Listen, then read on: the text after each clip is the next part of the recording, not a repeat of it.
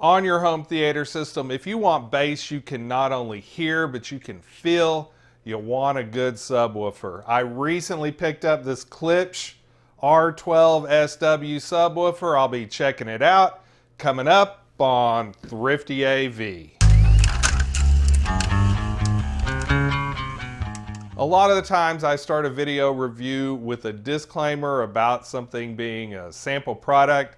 This Klipsch subwoofer is not a sample product. This is something that I bought and paid for. I found it on sale at Newegg, but you can also find it at Amazon and other retailers. I'm about to get into this box, and I also have an older RCA subwoofer over here. It's the one that I have been using. It's also a 12-inch subwoofer. So I'm going to compare the two. Let's start by getting this Klipsch subwoofer out of the box. I don't really like the fact that the product box is the shipping box from Newegg. Okay, up here on top, I have some paperwork. There's an RCA cable, and here's some foam. This thing is not lightweight. This is the cloth grill for the front of the subwoofer. If you don't want to show off the speaker. Looking at the back of the Klipsch, you'll notice that it has a port up here. Some subwoofers have a port on the bottom of the speaker. I like the fact that this port is in the back of the speaker. Power cable's down here. Let's take a closer look at these controls. The first knob on the left is gain. You want to set this where it is a pretty close match with your main speakers. Different mains are going to have different sensitivity. That's why you need a gain. Also, there is a little bit of personal taste involved. You might want a little extra bass boost. Well, just turn the gain up a little bit. The second knob says low pass. This is also called a crossover. You want to have your subwoofer complement your main speakers without too much overlap in frequencies. So if you have a small set of mains, you want to set the crossover at a higher frequency. If you have big mains with woofers, you want to go ahead and turn the low pass down to a lower frequency. Now you can use the frequency response chart for your speakers, or you can use your ears to set this crossover. Next over is the off, auto, on switch.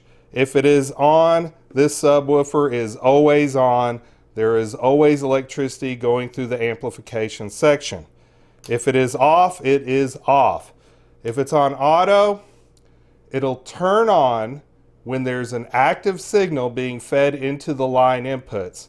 But then after 20 or so minutes of inactivity, it'll shut off the active circuits on the amplifier, saving electricity, and I'm going to leave it on auto. Next is the phase. You could have 0 degrees or 180 degrees.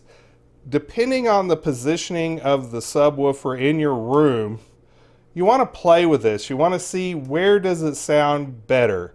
Does it sound better in phase with your mains or out of phase with your mains?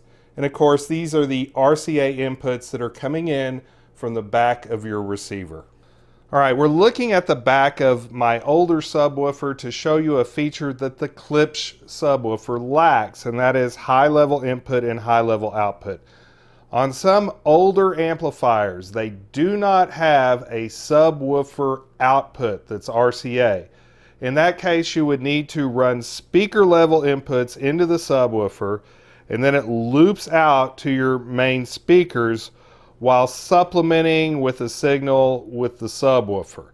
Now, if you need that feature and you're using an older amp that does not have a dedicated RCA subwoofer out, then the Klipsch R-12 is not the subwoofer for you. Looking at the spec sheet, it says 29 Hz to 120 Hz plus or minus 3 dB. That does not mean it doesn't go below 29 Hz or above 120 Hz. It's just it stays within plus or minus 3 dB in that frequency range. I'm going to try out 20 Hz here in a little bit and see what happens. Maximum output 116 dB, and that is loud. The amplifier power says 200 watts, 400 watts. That means 200 watts continuous, but if it's just hitting a peak, it can go up to 400 watts. It has a 12-inch high excursion driver, which means it can push some air. Bass reflex means that it is ported. It accepts line level RCA inputs, mono R stereo, and 33 pounds is pretty heavy. Here are the controls I already discussed, and you can switch the phase on it. I'm feeding a 20 Hz signal into the Klipsch subwoofer. Right now I have the camera zoomed in on the speaker. I'm feeding a 20 Hz frequency into it. That's the lowest frequency humans can hear. Now my camera's recording at 30 frames per second, and that's playing 20 Hz, so there is a frequency mismatch that might cause it to look a little bit funny on video. Now I don't have this turned up very loud at all. I'm going to turn it up some. And just a little bit of extra gain shows you what kind of throw this speaker has. It is really pushing air. All right, you're hearing some other sounds now besides 20 Hz. The table that the subwoofer is sitting on is rattling now. There's a door rattling off camera over here. The subwoofers cause things to rattle, and you'll have to keep that in mind when you're placing this in your house. If you put it near a window, you might end up with rattling glass. Another thing to consider is the port in the back. In order for this thing to move a lot in the front, a lot of air is coming in and going out of the port at the back of the speaker. Now that can cause some chuffing noise, so if you don't like that noise, turn the subwoofer down a little bit. This thing is still not at full volume. I'm going to turn this up a little bit more. All right, you might have heard it get louder and then back off a little bit. That's because it hit its peak handling, but because this is a continuous signal, it backed off down to its maximum 200 watts. So this is pretty much as big of a throw as you're going to get on the speaker with the 20 Hz sine wave. All right, now I'm running 20 Hz into both my Klipsch subwoofer and my Older RCA subwoofer, and at low volumes, they both do fine. Now if I turn up the Klipsch, it still does fine at higher volumes. Turning up the RCA, this thing at high volumes became a rattle trap. It's ported on the bottom, and the port noise is actually quite loud compared to the audio coming off of the speaker. It does have a real long throw, but it might be a little too long. It's almost seems out of control. Sine waves are all well and good, but if you really want to test a subwoofer, you need to do a real world test. So I popped in a Twister here. This movie has a lot of bass, and it'll really put a subwoofer to the test, and the Klipsch is delivering. I feel this audio, I don't just hear it. This subwoofer is vibrating. It makes me think the tornado behind them is real.